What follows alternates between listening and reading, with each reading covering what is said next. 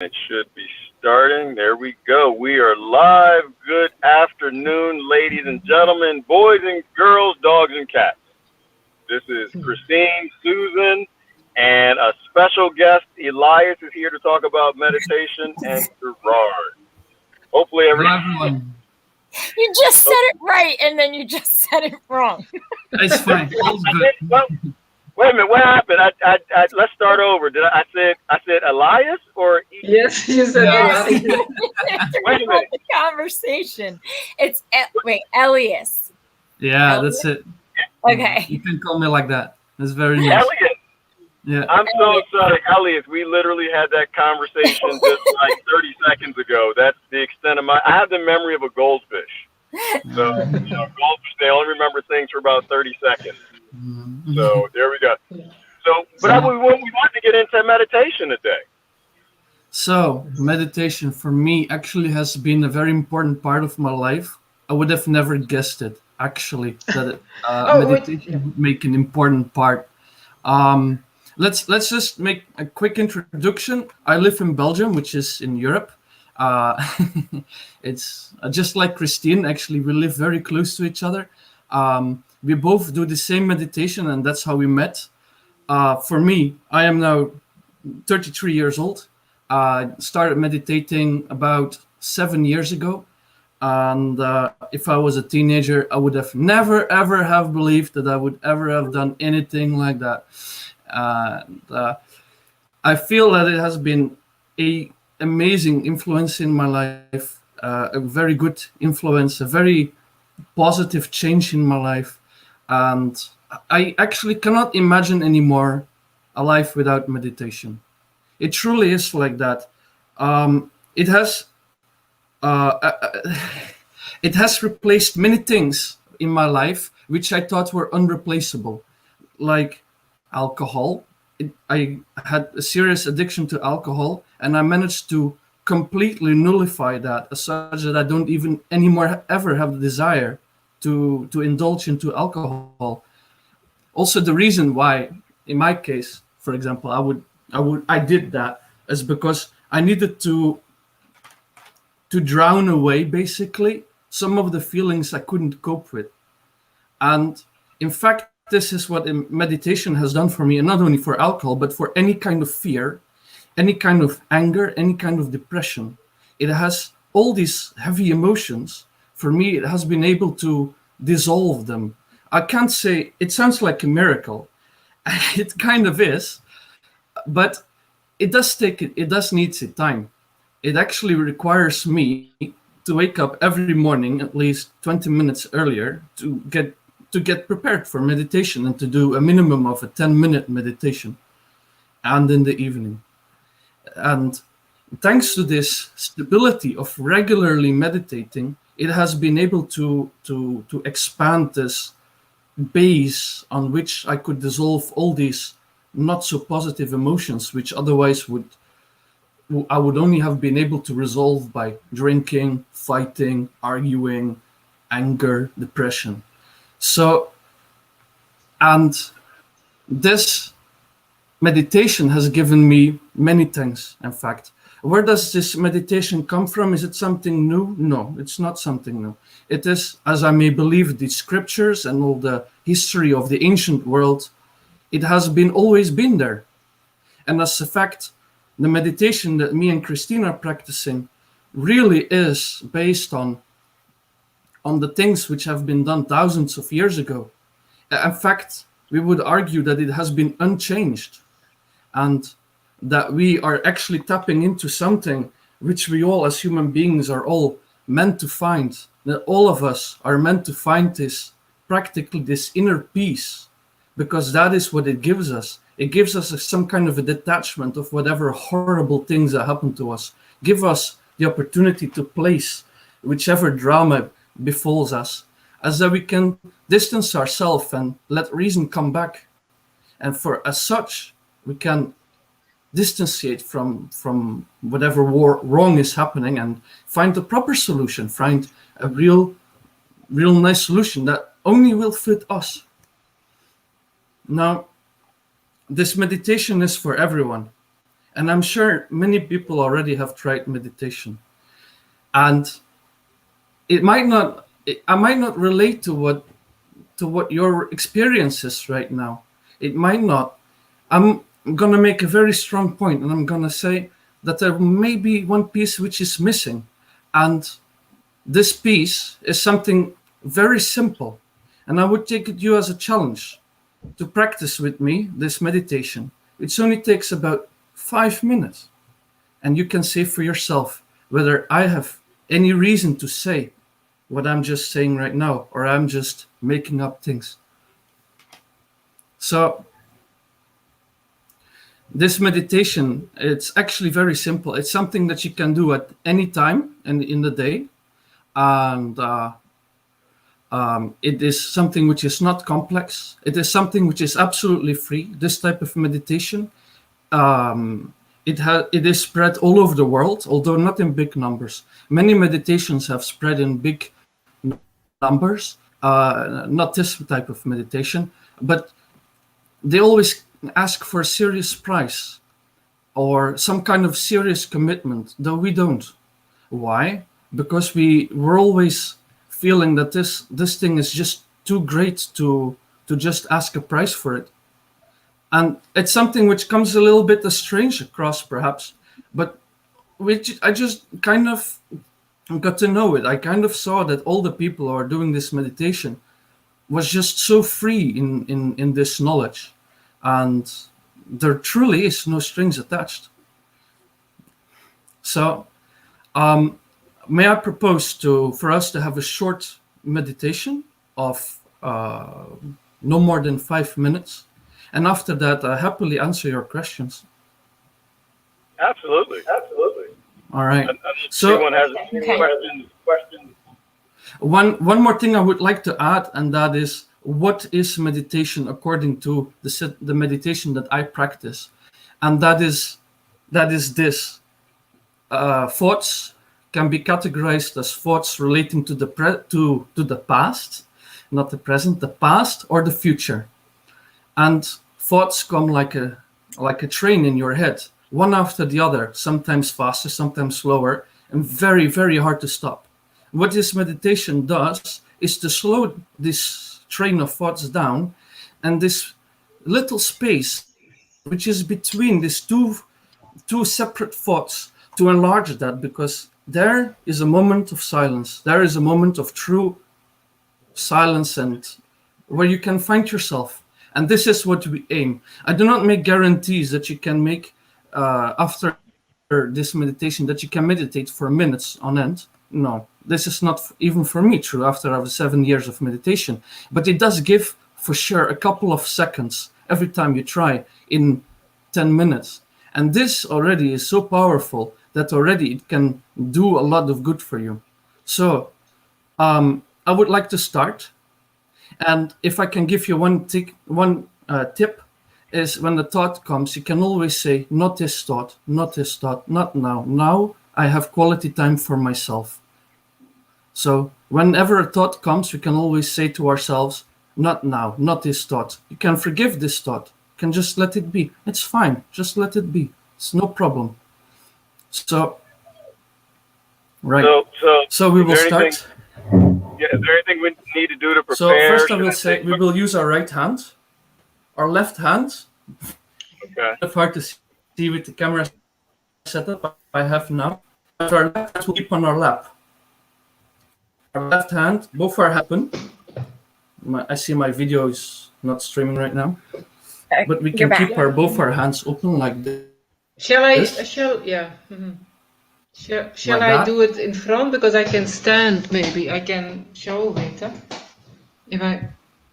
Because we need all the different places. Right. I would stand if I was you.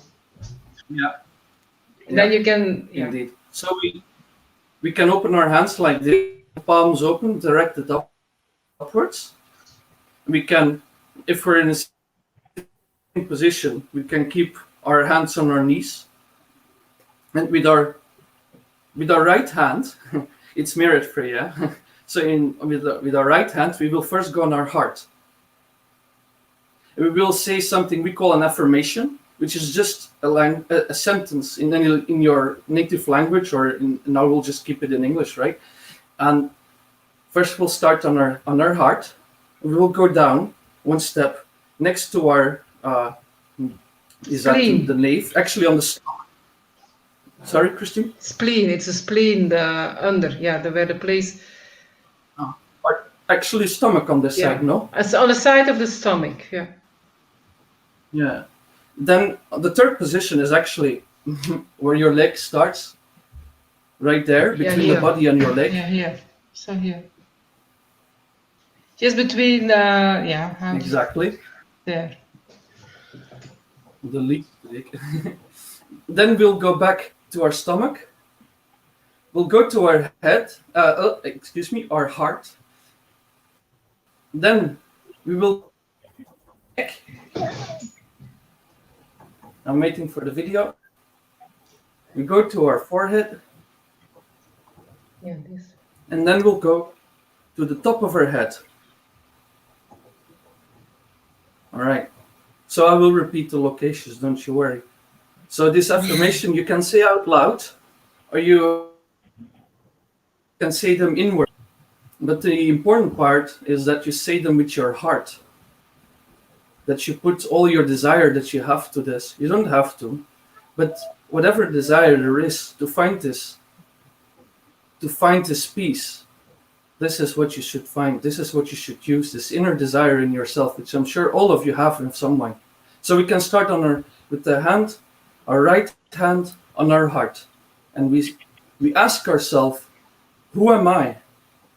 This is the affirmation, very simple. Who am I? Who am I? You can close the eyes if you want, or keep them open.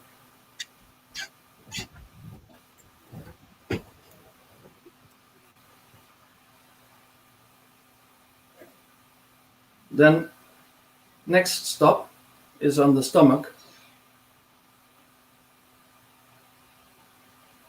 And here we can ask, am I in control of myself?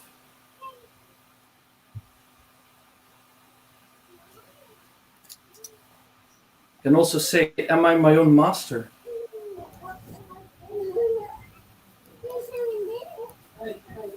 Then we go to just between the body and the legs on the left side. And here we say the affirmation to your deeper self or universe. We say, please give me the pure knowledge of myself. Please give me the pure knowledge about myself and about the universe.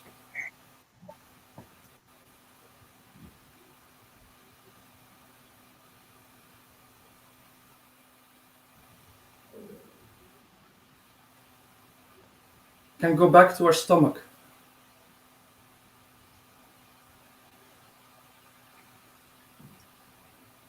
And here we say to ourselves, I am my own master. I truly am. And I am satisfied with what I have and with who I am.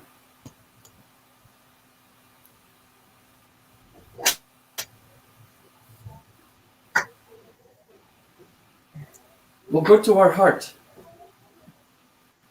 and we say, I am just a spirit. I am the pure spirit. And what does that mean? I am pure love. And I want to be respected for who I am. And I want to respect others for who they truly are.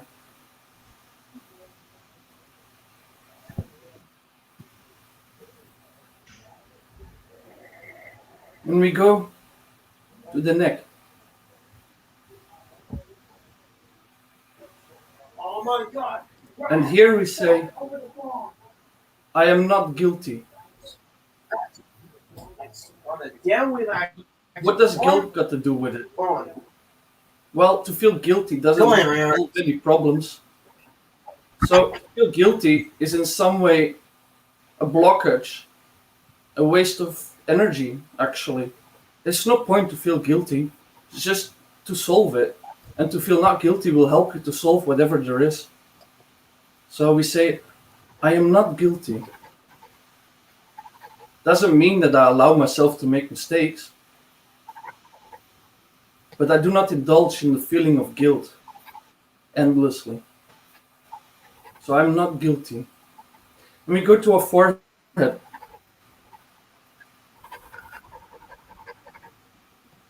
and we say, I forgive myself, and I forgive everyone. Doesn't mean that I allow bad things to happen, but just as feeling guilty, not to forgive is not to let go. And as we don't let go, how can we detach ourselves from heavy emotions? And how can we solve the problems which lie ahead of us? So therefore, I forgive everything which has happened to me and which will happen to me. And I will forgive everything which has happened and will happen and which is happening. I forgive everyone and myself. At least just now.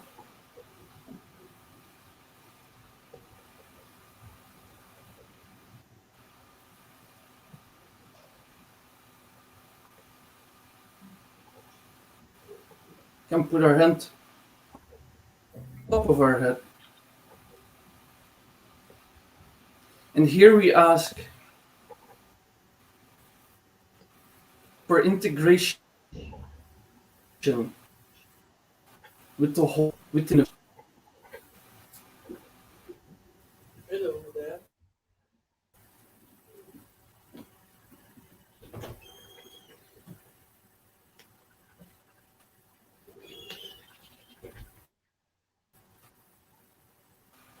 Please give me my state. Give me my state of meditation.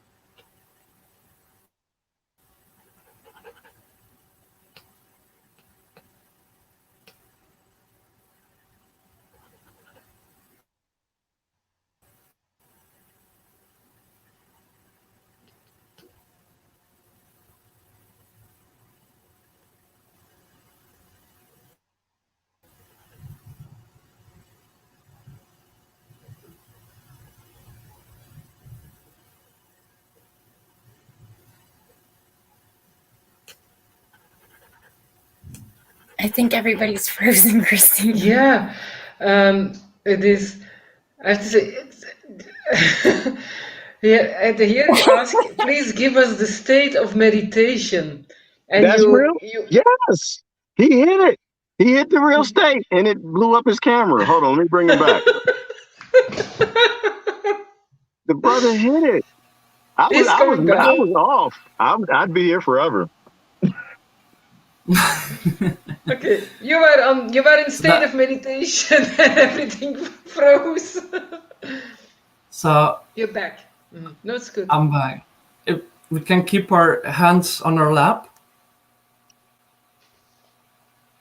and can close or open our eyes as we feel like. We can, now's the time for meditation, and if, or already may have happened, and if a thought comes, we say, not this thought. And you put your attention above your head. Yeah, indeed.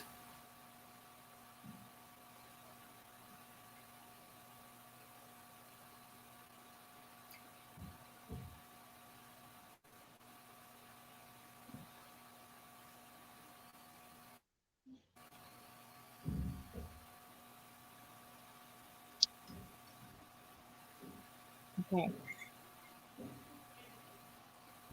All right.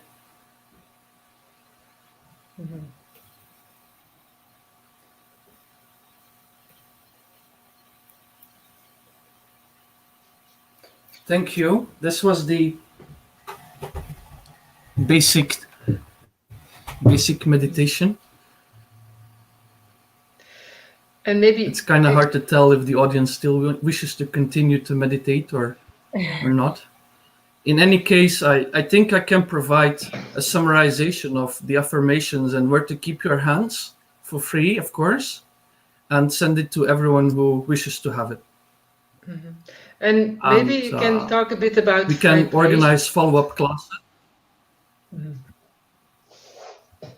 And for those interested, we can organize follow-up. We can go into say some guided meditations. This is free of charge. Okay. So I'm happy to answer your question. Okay, and I do have a few questions. Certainly. What is the source of meditation? It's the. Can I first ask you? Did you feel something in your hands, perhaps, or can you describe the anything you felt during the meditation? Did you feel calm, for example? Well, I always feel calm. I always feel peace.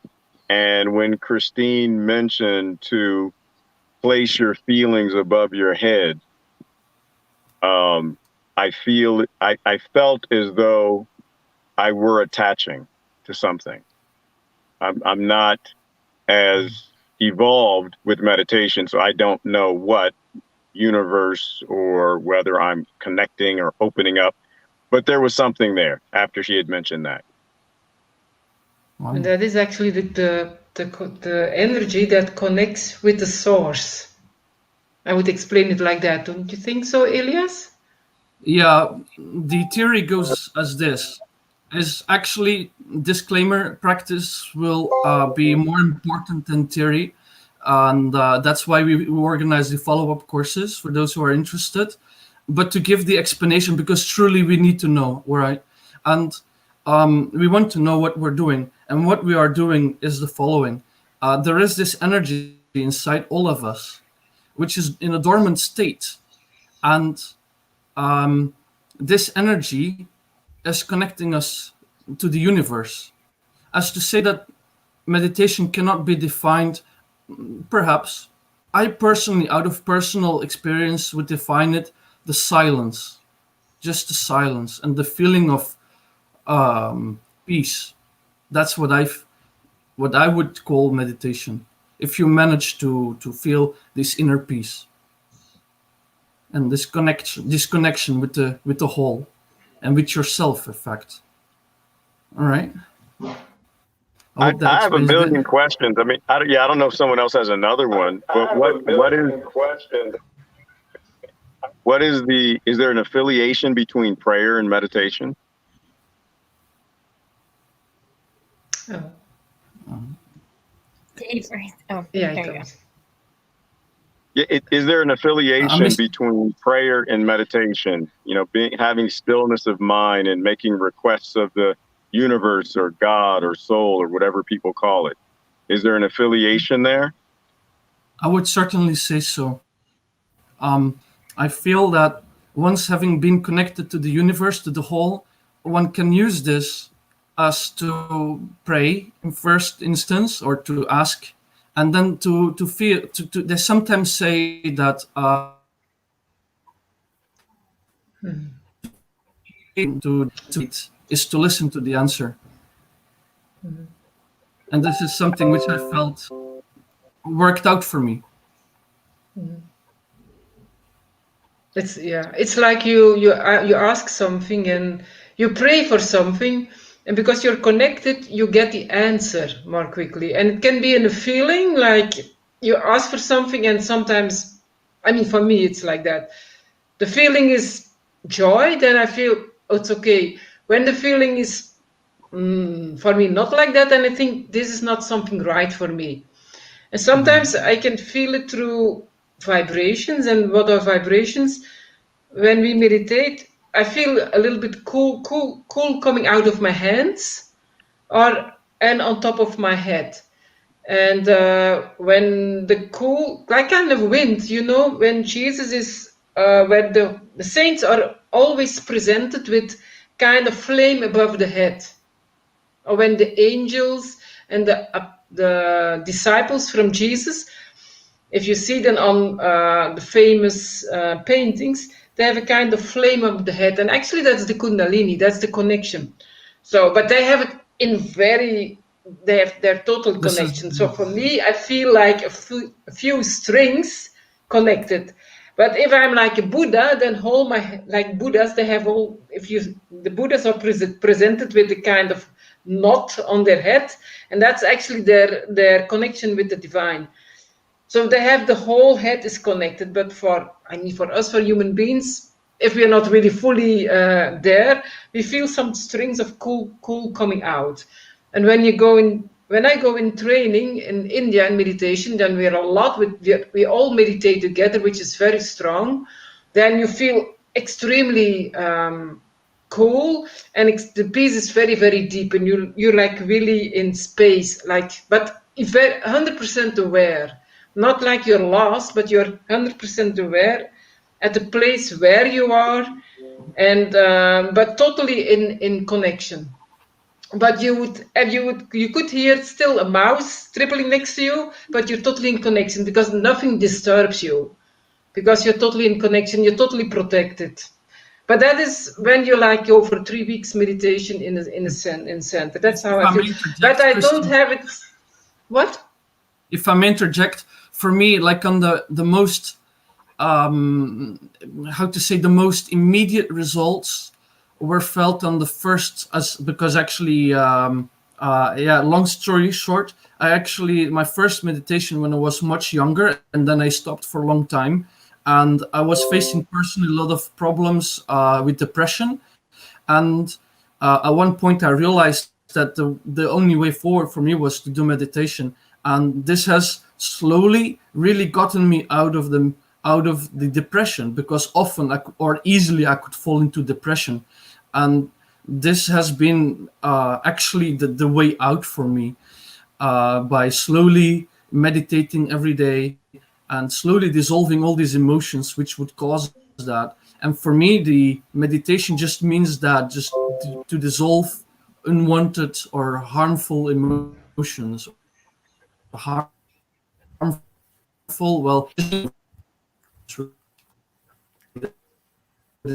as I promote all kinds of bad habits which you want to get rid of, which is very hard to get rid of. I see people in their daily lives, they struggle so much to really control themselves from morning till evening, to not give in to certain habits which they do so much dislike. And at the end of the day, or at the end of the week, people could just still collapse and just still give in to them. And this is a thing which certainly I have seen. And this is what, for me, this meditation has really gotten me out of that. And this is what I would say is the immediate benefit of this meditation. Yeah, it dissolves the desires for excess of alcohol, excess of drugs. It dissolves it. It's not like the desire goes away. You don't have to do an effort. It's spontaneously those more harming desires, they go away.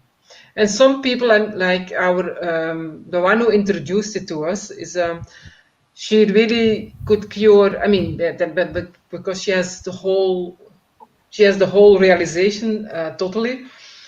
Yeah, she cured them in just one touch of her, with her attention on that person. Because we can have that peaceful attention on other people, they will feel it. So, like, everybody knows when somebody's happy and when it's loving, then you feel attracted to them. And with this meditation, that goes, it's the same effect. When you meditate a lot and you're among a lot of people, they feel a kind of difference in you. They don't know what it is, but some kind of energy which is attracting them in some way. You truly become a changed person. And I have my mom to testify for it. For also, once again, I'm telling something personal, but I had a difficult relationship at one point with my mom, and she really was against this, that I was doing this.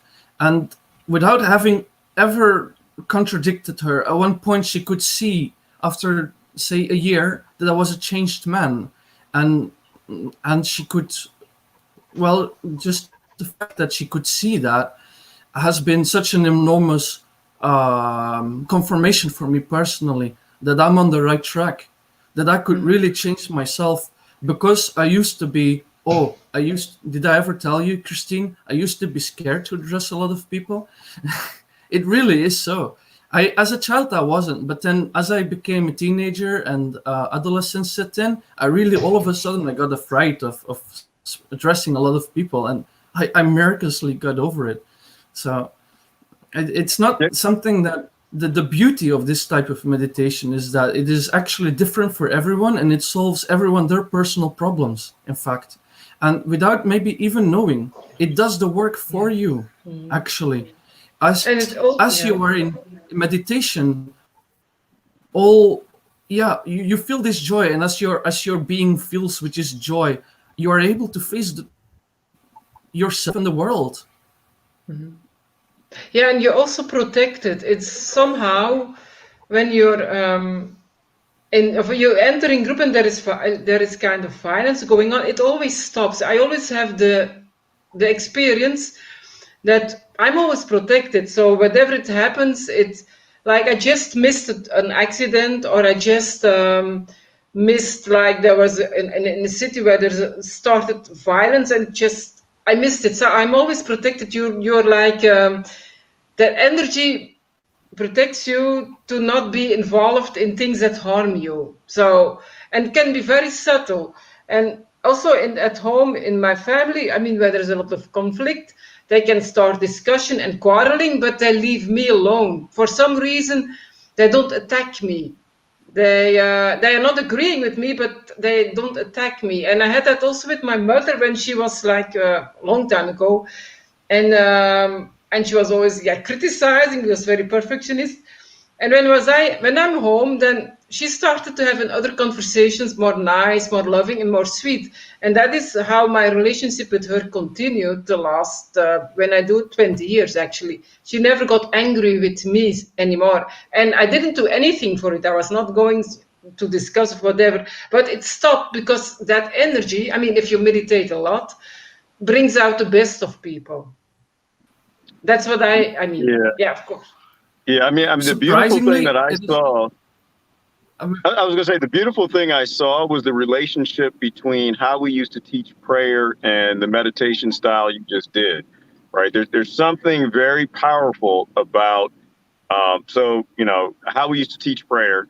It was initially confession, right? You're confessing your weaknesses, your sins, your failings, your shortcomings.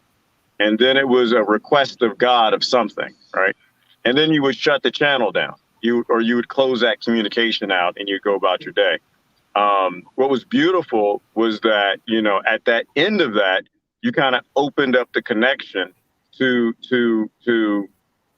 hear an answer, if not interface with universe, God, soul, whatever people want to call it. And I think the beautiful thing about what just happened, and what I'm seeing in that style of meditation and linked with how they kind of teach prayer, is that it's self-work, right? There's something very powerful about people who focus on themselves and are trying to fix themselves, or trying to evolve themselves. And that is why I think that form of meditation is very important, but also why it'll probably be not popular in our current little world and the problems that we have, because right now people are taught to look at Susan and say, well, she's the problem, she's my problem, I'm perfect, there's nothing I need to fix, she needs to work on herself, right? And so what was beautiful about that form of meditation was just that it focused on me. What is my accountability in the world? What are my failings in my own life? What do I need to work on? And opening up that channel for interface. But that was the first thing that jumped out to me is the relationship, and church never taught meditation. It was just a request and eat some crackers and juice and keep running. But that I think is powerful, is getting people to focus on self-work. and being able to be still. Before I started meditation, I had trouble being still. I had trouble with patience. But the practice, I think, of focusing on myself and fixing myself, it removes the accountability I place on other people for what happens in my life. And the also the beautiful thing about this, it happens kind of effortless. I mean, you focused on yourself, and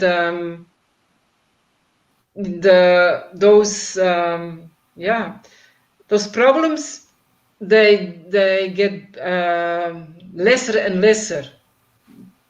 So some problems might sit very deep, might take a long time, but some problems just disappear if you focused on like you said, in yourself, and you ask for it, and it will dissolve. So it's you don't suffer like I mean, it's not like a suffering like I have to. The effort comes through the energy when you let the energy allow to do the work. Is that a good set, Elias? The energy, yeah. Yeah, it definitely does that. To say something which it really is interesting what you said, Gerard. That it is indeed not a popular thought to correct yourself. That's why I think I would never really say it in such a way. It's just like to get rid of your own problems, you know. I would kind of start off like that. And the next thing that I would say is, after you are able to get rid of certain things which are blocking yourself, then you kind of go to the, if I may say so, to the next spiritual step, to the next personal step in personal development. And as such, you can actually kind of stay out of trouble. You can see the tricks of others, which before you would fall for them, but now you see them coming. And now you are amazed that you can stay out of them, that you can sidestep the whole thing. And you, when all the turmoil is over, you say something to the heart. You say something wise, and people say, yeah, actually, they may not even say it out loud, but they will say like, oh yeah, and you kind of become like a leader for them. And indeed, observation is very powerful. And as we observe, and not react to things, we actually have the power. That is the power of witness, as they would call it in ancient India. And with that, one can solve many problems, actually. Also a very popular idea in the Western world, definitely also where I live, is to react, to constantly react, because not to react is to let being taken advantage of.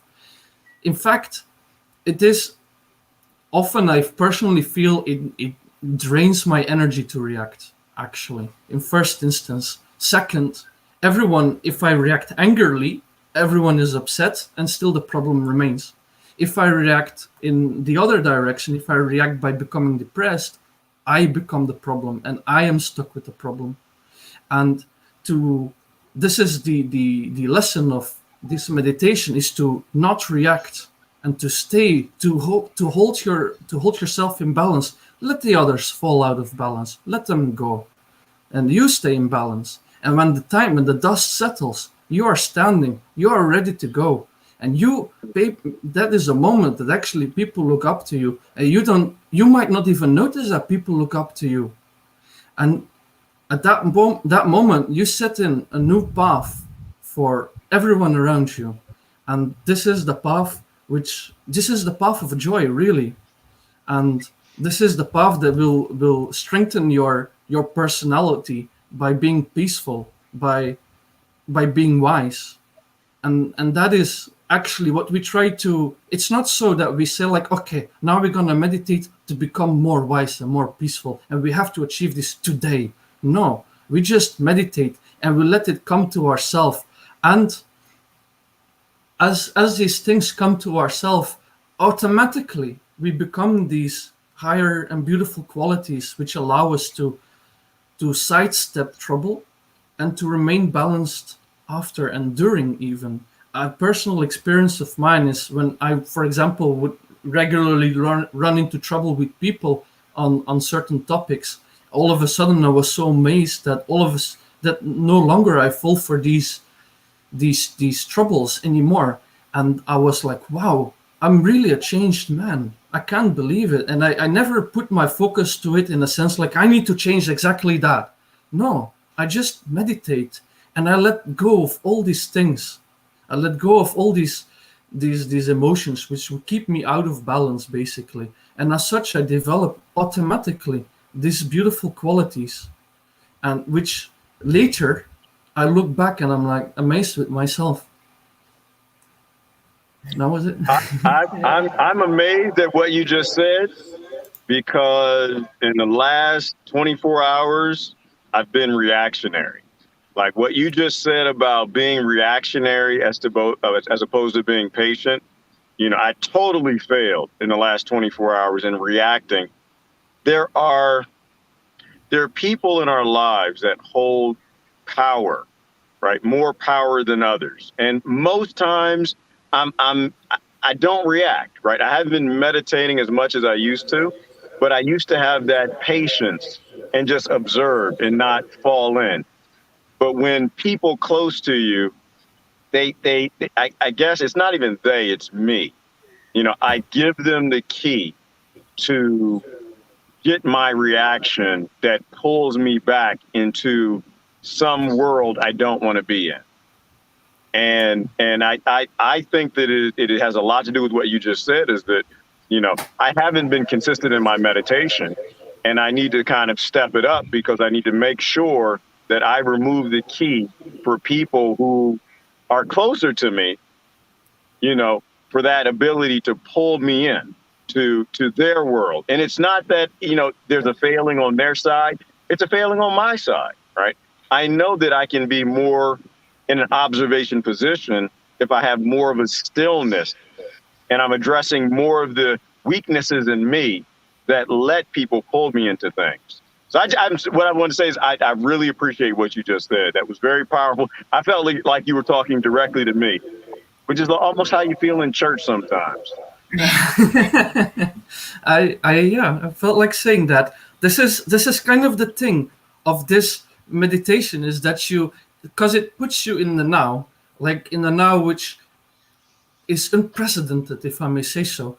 It gives you it gives you an amazing observation power without even before your mental brain can process what has happened, and it gives you the opportunity to pinpoint what needs to be done and needs to be said in a way that no one gets hurt. Everyone feels elevated and feels like the trouble has calmed down. Sometimes you have, say, some some family reunion where something. I mean, I'm talking about the beautiful parts, the beautiful moments in family, where the mother or the wife could really calm down everyone. And it's this kind of a thing. Not that we all have to become wives, of course. No, not that. But it's this kind of a quality which we try to furthermore develop. Not by focusing on, oh, I should be more like this, but really by finding the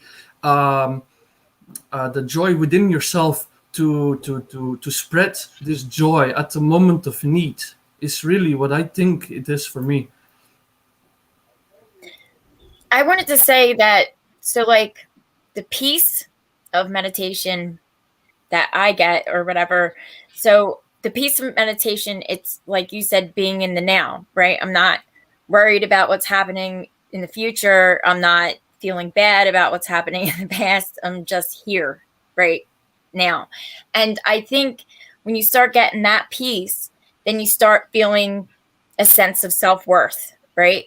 And then that starts to turn into self-discipline. And then that starts turning into patience and all the good qualities that we all strive for and want to have, right? And I think it's almost like a natural reaction. The more moments of peace you have, the more of those qualities you gain. And then, like you said, you just have this inner joy where you do want to share it with the world. You want everyone to feel it. Exactly. Yes, nicely said. Yeah, Susan. Yeah, it's nicely I was said. quiet the whole time. Very nice. Hey, hola! Hello. We have friends. Hey, friends. That's his Hi. wife. Yes, introduce her. This is the wife. Yeah, his We wife. meditate together. Hola! Ooh, there's a good question. Has meditation affected your marriage in any positive ways? Did Or you hear that? relationships? Marriage and relationships? I think it's really helping, especially solve some moments when it is difficult and we not agree with each other about something. Meditation helping in general, I think, in all aspects of your life, not only marriage, but marriage also. Yeah. Since we I'm meditate, sorry, I pulled you in the conversation. I do that. I am nosy. What was the wife's name? I'm sorry, she walked away. We lost her. What was your name? Olia. Olia, good to meet you. I'm sorry. I know you were busy. I just saw you walk by. So, Yeah. so I will let you talk. I mean, that's huge, right? I mean, with the divorce rate being what it is, with, the vast majority of relationships failing and the stressful times we live in now, meditation certainly could be a way for people to help stabilize relationships and marriages.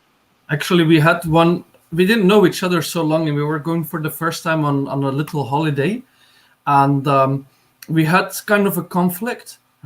I hope I'm allowed to say this. And Get in trouble, why? oh yeah, that's it. We're just gonna sit down and meditate. And amazingly, all trouble went away. Well, we do meditate for like 20 minutes, and after that, we were really, really best friends, and everything was going very smooth. It was amazing, and we said to ourselves, "This is what we should do more often." You know how that saying goes is couples that meditate together stay together.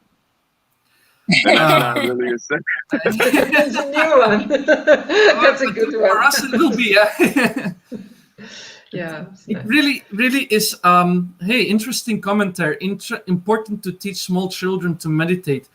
Most interesting is that this meditation technique flows nearly automatic with children, as if they already know what it is. And we also do this very simplified meditation. Well, we have done, put your hand here. We have a simplified version for kids, and they enjoy it. And we have many parents in our meditation group who would come and bring their children, and then we would have the adults and the kids a separate room, and then the kids play. They don't meditate an hour. They go off, play after 15 minutes, but it is definitely accessible for the whole family at once. I'd like to jump on that question also and ask you, what are your thoughts? Because here we in America, we float this idea that we really should have some form of meditation in schools. What are your thoughts about, where would the world or where would a society be if we took that form of meditation and taught children to do self-reflection and tapping into a higher power? What do you think? Where do you think the world would be perhaps in 10 or 20 years if we actually use that form of meditation in schools? In Belgium, we almost never come into contact with terrorism as a country. Although one time we did, that was, I can't say the exact date. It was at the airport. Yeah, I know. I was just back from America, and then Sven was going to America, and then there was an attack. And miraculously, the attack saved all the yogis. Yeah. So the thing is that there was this one region in the capital of Belgium, which is Brussels, and there was this one region is called Molenbeek, and there's a lot of immigrants who live there, and there was a lot of fear actually, because now my God, my religion has openly declared war basically. What will happen to us? Also, other people were scared of all the Muslims all of a sudden, much more than they were before. And it really created a huge polarization, and it was felt in the schools very much. And the kids were really, really afraid as well. And one of the kids of the meditating parents, they came home. She came home after school and says, "Mommy, Daddy, we should really teach the kids to meditate." And we as a collective one day did, and we went to, I don't know how many schools, maybe 20 schools in one day, and we have taught, and we involved the teachers, and they say that there was an enormous improvement on the moment itself. We know that kids are so overly active, especially in school, where the attention needs to be nearly constant, which is actually kind of a difficult thing for kids. And the teachers, they were laughing with us. They said, "You can never do this." And we did. I mean, not to boast, but also the teachers, they could really calm down. And we also go abroad to other countries. For example, also in Morocco, I have personally been, and in the beginning, this is rubbish. And then at the end, the whole class is silent. People who are living in poor conditions or rich conditions, they all of a sudden they realize, my God, this really worked. And the teachers are writing, "Please come again." And they keep on asking for more schools. More and more schools are coming and asking us to give this type of meditation, and they say that the kids have tremendously improved. As a matter of fact, there is a school. It's in Italy, where it is to send kids who have who do this practice, and it's a kind of a boarding school. And at one point, the Italian government felt like taking an attack on this school. And they thought there were because Italy apparently has a history of abusive boarding schools, and they thought, another boarding school, another abusive situation, so we just go save those kids. And then they realized, that there was an immense amount of respect and love for the kids, which they couldn't place with any other situation which they have seen before. At the end result, this has gone before court, and the end result of that was that the judge recommended Saja Yoga for kids who have trouble studying, who have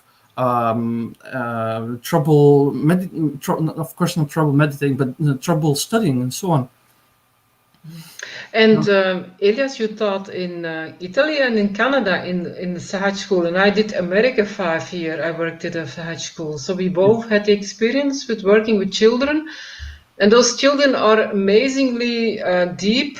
Their knowledge they're very wise. I mean, it's amazing to be able to teach them. You learn much more from them than I can teach them, actually. In fact, so the creativity is mind blowing. Their works are so nice to look at, and they're very easily focused. It's no effort to teach them. It's not like, oh my God, what's going to be today?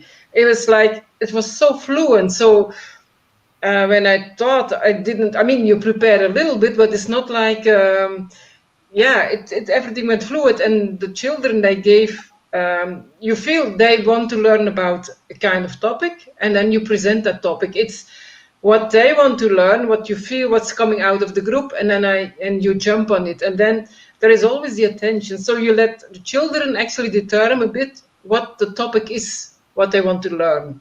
Of course, so in the Canada school, it was a high school, and then we had some specific topics. The school is certified, of course, and they need to.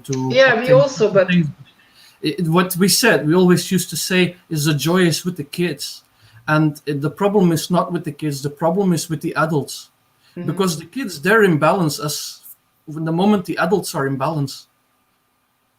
I actually have seen my own shortcomings in kids, and actually the younger they are, the more we say innocent. What's a proper explanation of that word?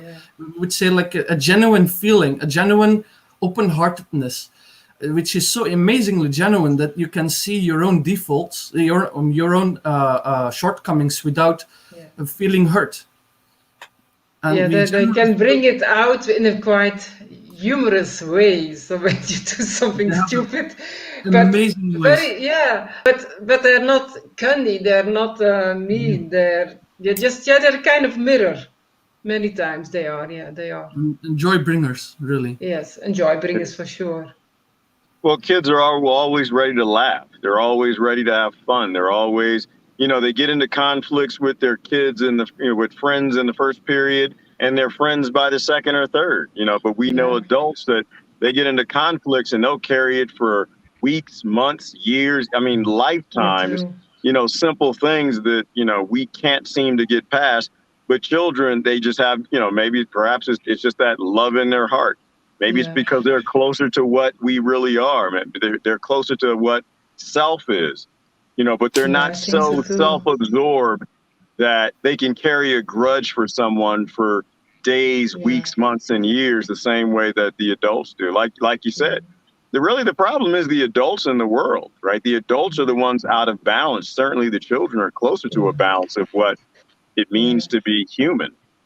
And this is what we want to reach with this meditation, to give these tools back to the adults to become more balanced themselves so that they can enjoy their life, enjoy their children, enjoy their spouse.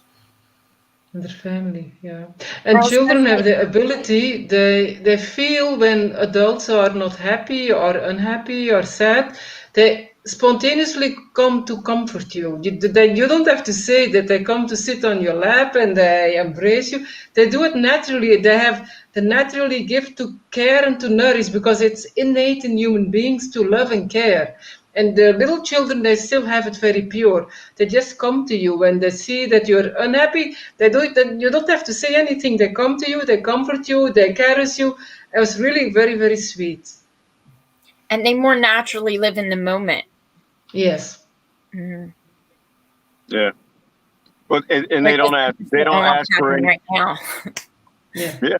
And they don't ask for anything in return. I had an example like that, Christine, where I was going through a divorce at the time, and it was rather tumultuous. And I was going through a lot of pain and depression.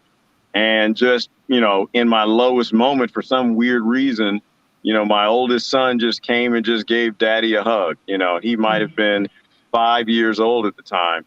And it healed everything. Everything was just, and you have to really wonder, how do children know? How do they pick up on it? They, whether it's some sort of connection or they just knew that this person is feeling sad. And like even in a daycare, you'll see one kid start to cry and you'll see 3 or 4 others come and hug them and comfort and sit and, it's a beautiful thing. Yeah. And I don't know why or how we even lose that. But it is a beautiful thing to observe children. We can learn a lot from them. The way that in which I personally think we lose this childlike wisdom is due to the culture in which we live in, which demands of us to do certain things which are actually not so wise. And it is really built in such a way, it is very hard to get out of these, we would say, conditionings or just habits and cultural things. And it is truly, for example, an example is I stopped drinking alcohol and I don't want to go back to it because I know it will spoil my attention. And it is very difficult to explain this to, say, colleagues and say, but this is the anniversary of our company. Where's your loyalty? And you really need to have a lot of balance to go through that at that moment. And really, this is what this meditation is for, to find this balance again. So you could face these things, and you can bring yourself back to this wisdom, and of this childlike wisdom, which we call innocence, which actually this wisdom, also the power to do what is right, which is actually knowing it is one thing, doing it is quite another. And it is not to be underestimated, and you need to have a lot of balance and love for yourself and love for other people, which maybe you don't even know yet. And where does all this love come from? How can you keep it going? Well, this is because I meditate in the morning. I won't say I am the perfect person every day. No, I really still have a lot to learn, truly. But at least I have a tool to work with. which doesn't come at a high cost, which is just free for everyone to have. Yeah. A tool that helps you to fix yourself. It helps you to interact with others who may or may not need fixing, but if you're at a higher level, if you will, that the issues that they have won't be as bad because you won't feed into them and make them as bad. But it's a tool. I love how you just said that. I mean, it's a tool for marriage. It's a tool for relationships, tool for friendships, tool for community. Oh my God, a tool for politics. Far be it from me to say, I mean, what if imagine if politicians were, people who always seem to resort to war and violence and force and law to fix problems. What if they actually began to meditate and realize that going within themselves, that the problem was more them than anything else, and that violence never fixes anything. Force never solves anything. It just kind of kicks the can down the road till it comes back. That I do think it is a tool to fix our world. Absolutely. On the lowest level and on the highest levels. In India, yeah, Christine, go ahead. Yeah, that's actually the dream of our the one who brought us the meditation. Her dream was to introduce that kind of yoga everywhere in all levels of society, to bring back humanity to a kind of heavenly, back to the paradise where it should be actually. And that's why she always said, you have to tell people, you have to spread the way to meditate is the only way you can solve the world problems. Otherwise, this world will be lost. In fact, I feel that politics seem to add to our trouble, unfortunately. Yes. That's how it works, right? I mean, their jobs are based in problem solving. And if they ever run out of problems to solve, they don't have jobs. So a part of the system is that they create problems to not solve those problems, and people can't see it. And what I like to do is I always like to, when it feels like I'm putting accountability somewhere else, I like to kind of pull it back and to say, but if we the people meditated and we the people focused on our own problems, instead of running to get the politician to fix our neighbor who is the problem, to fix that other race, to fix that other group, to fix the other party, and we just worked on fixing ourselves, there would be no politicians. Like politicians perhaps and conflict are a direct result of us not being adults or mature enough to work on our own problems. Instead, we run to teacher.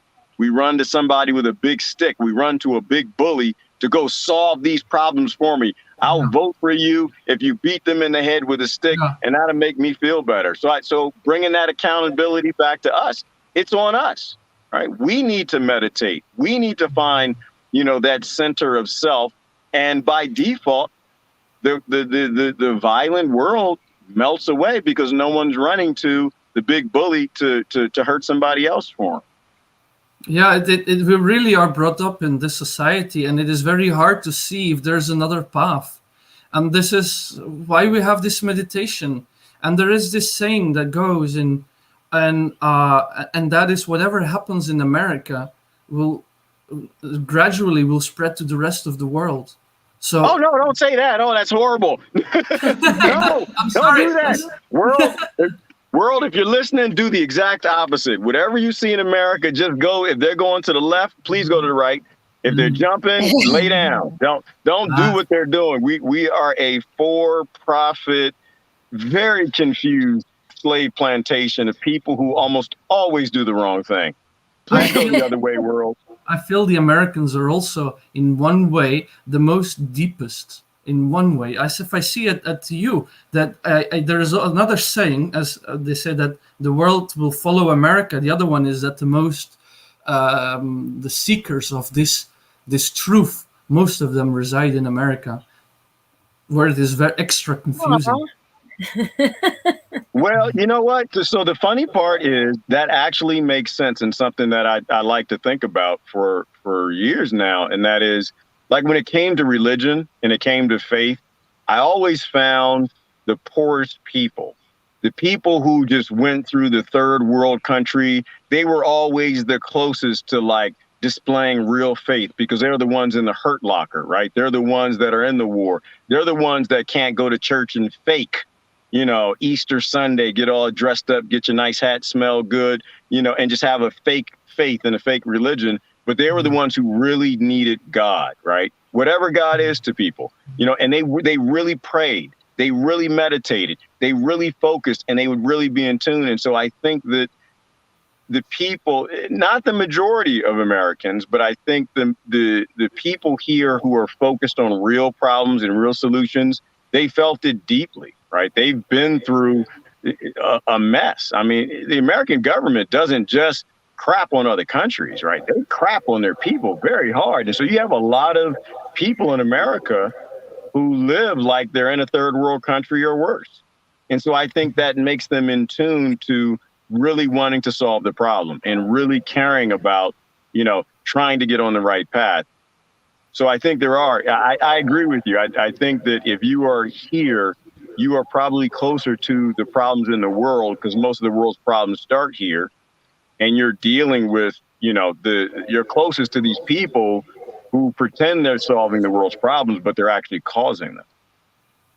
Well, Yeah, but yes. I'm sorry, real quick. I think too, like, how I always say time, like we don't think time is, for things to happen over time. Time is way bigger than we give it credit for, because our lives are so small, right? And if you think like on a collective level, other countries are some countries are thousands of years old, and America's like 250 years old. We're still like a child trying to figure out who we are. So I think that's what a lot of the seeking is, because we don't have an old past of knowing like what our culture is and who we are. Does that make sense? I don't know. Because it's a young nation. They have not yet built that old traditions that Europe has, and maybe we are lost in traditions. And America is more fresh, so they are more easily to go seek it. Like not as much as in Europe, because their life is kind of not now because of what's going on, but they're more embedded in their traditions still. Well, Right. so to add in, to jump in and add in that. So maybe it's that because our government is so immature, right? And I think that's what Susan was trying to say, is that, I mean, we're the child on the block, right? We are the youngest country. We are the most immature government on the planet for the most part, but we have the biggest tanks and the biggest guns and the most power. And so that's why we are the problem. But I think perhaps because we have such a immature government and a system that doesn't work for anybody, that you do have a lot of people here who are very desperate to find real solutions, because they're the ones that are living underneath the shadow of this giant toddler with a direct energy weapon, right? A glyphosate, a donut, an oval, all these things that they levy on the people because they're so immature. They can't defy the corporate, greed and their lobby to pretty much do anything to the citizens and the people around the world. Because we're so immature, maybe that's why. And maybe the rest of the world, just because they have a bit more mature governments, they're a little more at ease. They're a little more set back. They're a little more observing what America is doing and what America's up to, because they do have that sense of, well, our government is messed up, but, we're getting a little more of what we want than places like America, where they basically get nothing of what they want. Mm-hmm. Yeah, well, something like that. Mm-hmm. I think you really should always keep in mind that you're only expected to do your level best, and to do your path, your spiritual path. You should dedicate to that, and as you do that, you have done your level best. You don't need to feel responsible for the country in which you are born. You not overly responsible. Be careful of that, because it could block you. And you need to make sure that you keep your balance. And there's always the number first goals, say. And after that, as you grow in love and in balance and then spirituality, you could spread this and nullifying all possible systems that there are to suppress, because they really are designed to suppress. But one should not have overly attention on how these systems work. These are the weapons of, say, anti-joy, and we don't need to involve ourselves in what is the anti-joy. We need to involve ourselves in what is my joy. How can I spread my joy? That is what you should focus on. And as doing as such, I'm sure you beat them by, you're playing by different rule book, really. You are one step ahead of them, always. And there's no better way to wrap up on probably one of the most deepest things. I mean, I've heard in a long time, and that is do your level best. And the only thing I think that can translate for some others in terms of doing your level best also is don't expect anything more from anybody else other than their level best, right? Everybody is at a different level based on the environment that you're in, the challenges you're going through, the current situation. Focus on yourself. Focus on yourself and fix yourself.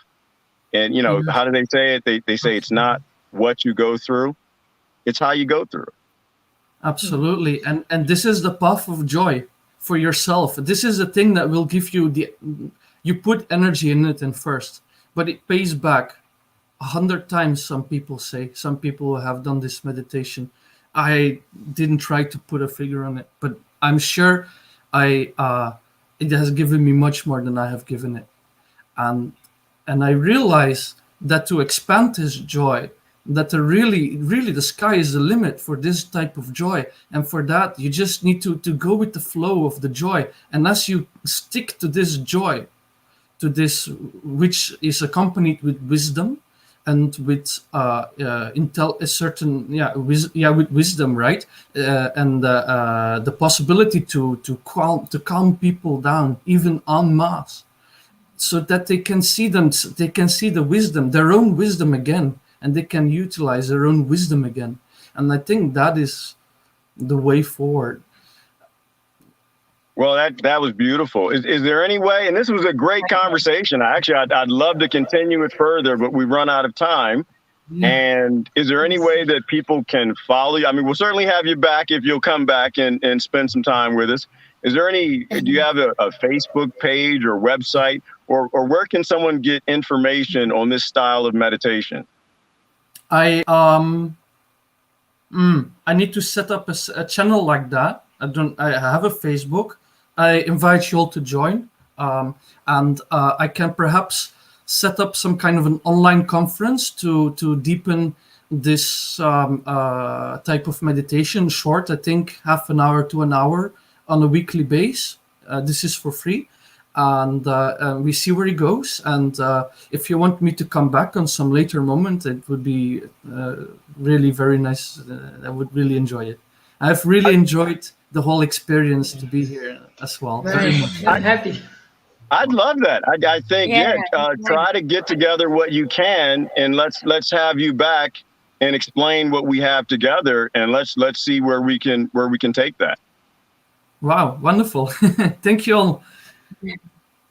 All right. That was great. Elias, good that I asked you, because I felt. I know. Because Suhas, I was talking with Suhas, and I didn't feel right, and then he jumped up, and I think, okay, I called you yesterday. I think maybe you might need to come on. That's also like a kind of intuition. I need Elias to introduce it, because I know you.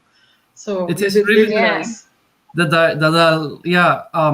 You first of all, you actually, as a human, certainly me, I am someone who wants to preserve his energy and to protect himself from any possible harmful things that may come while doing certain risky things, and this involves doing things like that. However, afterwards I feel so much better, and I want to keep it going. And afterwards, for sure, I think everyone is in the possibility to do exactly the same as what I did. This is one of the greatest I would say, can I say blessings to this meditation, that after some time you can really pass it on actually very fast. After a couple of weeks of meditation, one can, not to the full extent perhaps as I have done, but one can certainly on a small scale pass this on and feel this joy which is accompanied with passing it on. And I'll teach you how to do that. Awesome. I'm excited. Well, we look forward to it. All right. Well, everybody, thank you so much. This is Elias, yes. Susan, and Christine and Gerard. Thank you guys for joining. We'll see you next time around. Night.